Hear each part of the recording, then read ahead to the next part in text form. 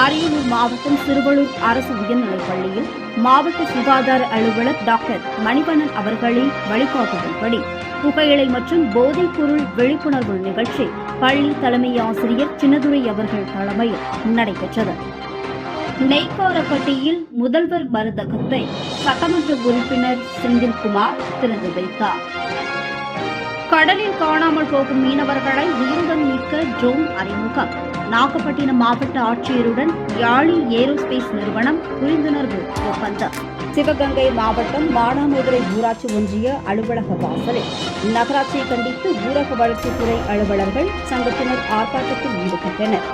கீழ்வேளூர் அரசு மருத்துவமனையில் மருத்துவர் செவிலியர்கள் பற்றாக்குறையை கண்டித்து மார்க்சிஸ்ட் கம்யூனிஸ்ட் கட்சியினர் மருத்துவமனையை முற்றுகையிட்டு போராட்டத்தில் ஈடுபட்டனர். பழனியில் பேட்டரி திருட்டு வழக்கில் ஒரே குடும்பத்தைச் சேர்ந்த அண்ணன் தம்பி 2 பேரை கைது செய்தனர்.